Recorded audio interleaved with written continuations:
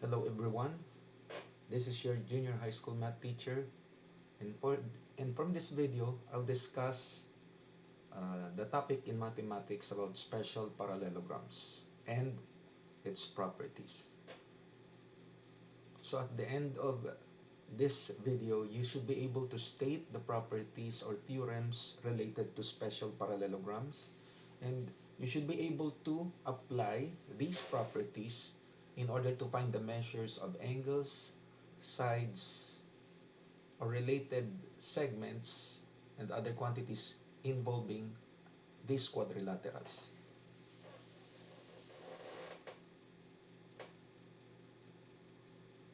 In this material, you would be able to investigate, analyze, and solve problems involving special parallelograms through appropriate and accurate representation.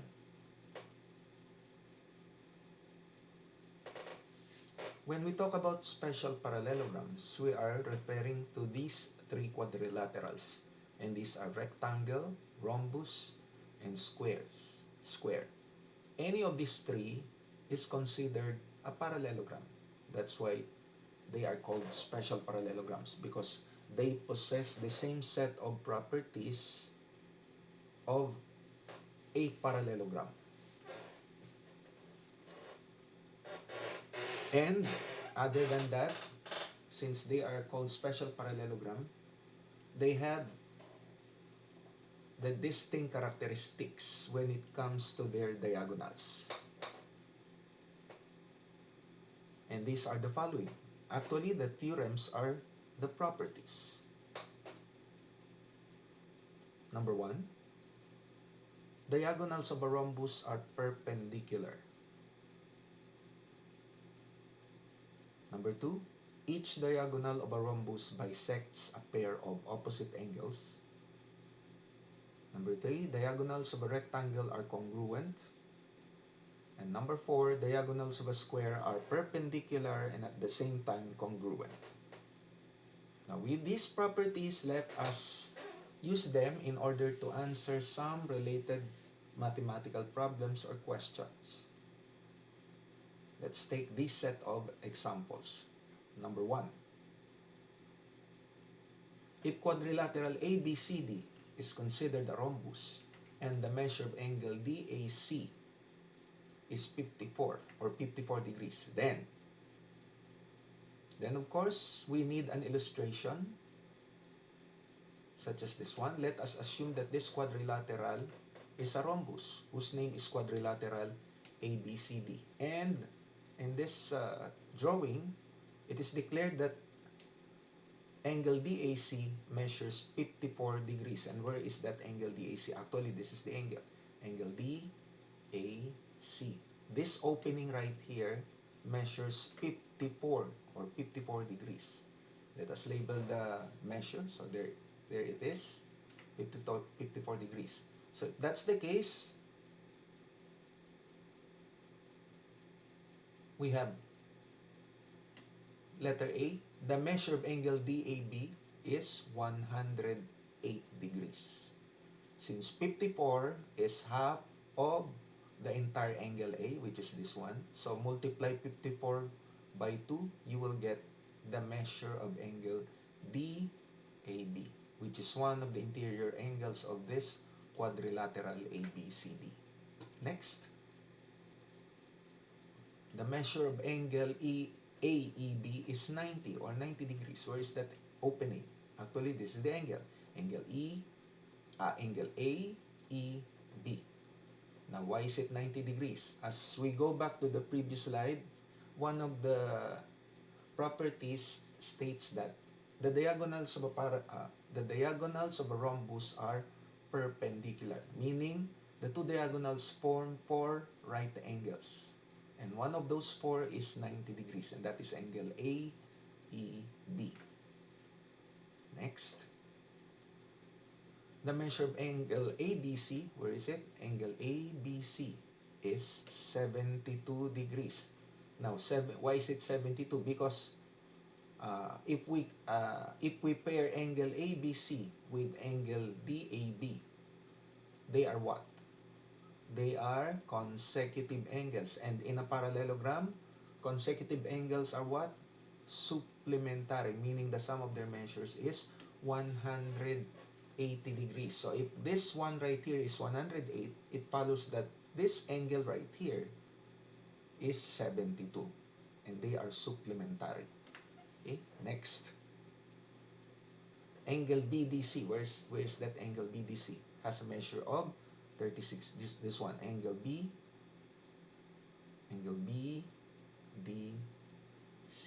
Now, since this is 72 degrees, we know that this angle right here is opposite of this angle. So they have the same measure, meaning this is also 72 degrees. And based on the property, one diagonal bisects a pair of opposite angles, meaning if the opposite angles are both 72, they are divided by this diagonal into two congruent parts, and one of those parts is 36, which is this one, angle BDC. This one, angle BDC. This opening right here is 36. Okay? Next. Example number 2. If quadrilateral ABCD is a rectangle and the length of segment AC is 8x minus 13 and that of BD is 7x plus 11, what would be the length of these two segments?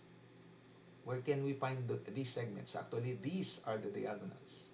This one right here. If we're going to consider this drawing right here, okay? Although we could draw a separate quadrilateral, and we label the same vertices. Okay.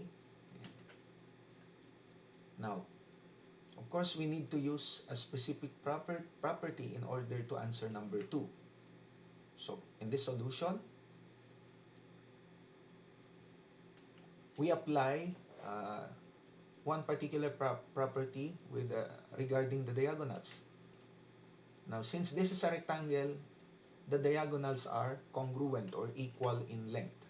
Therefore, we could set up this equation as segment AC is equal to segment BD, and we plug in their equivalent lengths. So we have this equation, 8x minus 13 is equal to 7x plus 11. So solving this equation in one variable, isolating those x terms to the left and those constant terms to the right by means of transposition, we found out that x here is equal to 24. And using that obtained value of x, we can compute for the length of these two segments by plugging in the value of x from each of these two expressions and simplify the result. So for segment AC, we use 8x minus 13, replacing x by 24. So this will become 8 times 24 minus 13. That will give you 179. And for the length of segment BD, we replace x by 24. So BD is equal to 7 times x, which is 24 plus 11. We will get the same result as 179. So the answer to this item number 2, for the length of these two segments, they are both 179. AC is 179, BD is 179.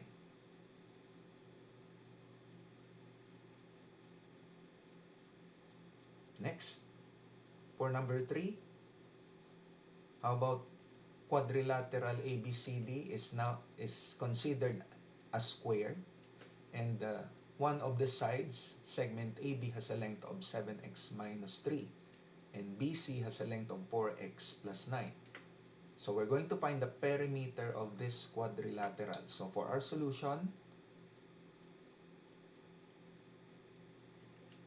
now since this is a square, we know that the sides of the squares are equal. Therefore, consecutive sides are congruent. Therefore, we can form an equation wherein AB is equated to BC. This one. And then replace their equivalent lengths. So we have 7x minus 3 equals 4x plus 9. Okay. This is for AB and this is for BC.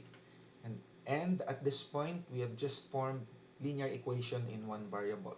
So we solve first for the value of x by some transposition, isolating those x terms to the left and those constant terms to the right. So at this point, we have 7x minus 4x is equal to 3 plus 9. So simplifying both sides or combining similar terms, so we have 3x equals 12, then divide both sides by 3. So the value of x is 4. So using the obtained value of x to compute for the length of segment AB and that of BC, so we have for AB, that is 7x minus 3. So x replaced by 4. So that is 7 times 4 minus 3. That will give you 25 for the length of one side whose name is segment AB, which is 25. Now for BC, we use its equivalent length, which is 4x plus 9. Replace x by 4. So that is 16 plus 9. We obtain the same result, which is also 25 or 25 units for segment BC. So it follows that each of the four sides of this square has a length of 25. So from here, we can now compute for the perimeter, which is actually the length of one side multiplied by 4. So therefore, the perimeter of quadrilateral ABCD is 4 times 25, and that is equal to 100 or 100 units. Okay?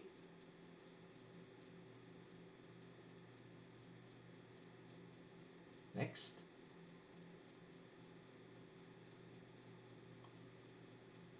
Now, everyone, let us consider this activity.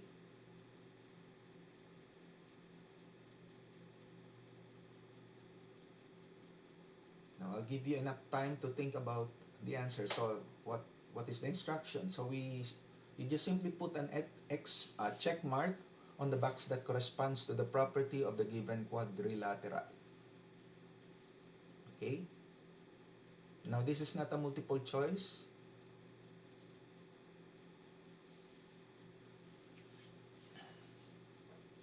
If you think all those quadrilateral has a property which is stated in any of these 11 items, you can put a check mark on each of these 4. But if you think there is one particular quadrilateral with that particular property, you just put a check mark on that particular quadrilateral.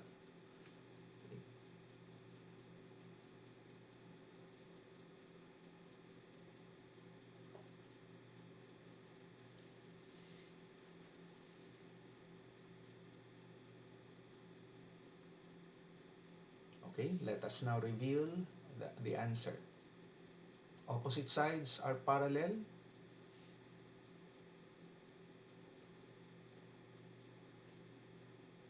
So all quadrilaterals have check marks. About number 2, opposite sides are congruent. All quadrilaterals have check marks. Opposite angles are congruent. All have check marks. Number 4, consecutive angles are supplementary.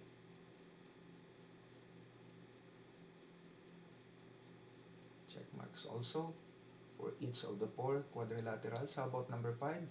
Diagonals bisect each other.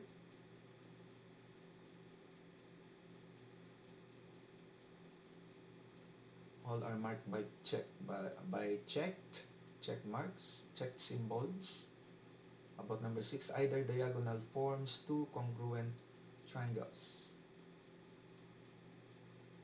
So all 4 quadrilaterals have check marks. How about number 7, a pair of opposite sides is congruent and parallel. All quadrilaterals have check marks again. Okay. How about number 8, diagonals are perpendicular.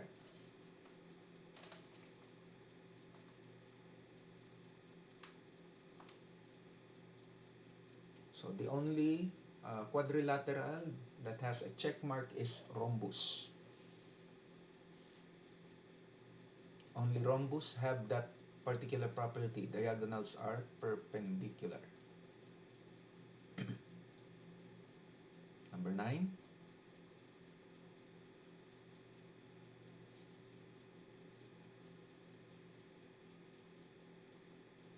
Diagonals bisect a pair of opposite angles. Okay, rhombus and square. Okay, square also has a check mark. Okay, number 9, diagonals bisect a pair of opposite angles. A diagonal bisect a pair of opposite angles.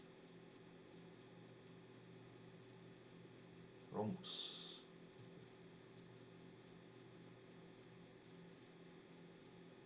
And square.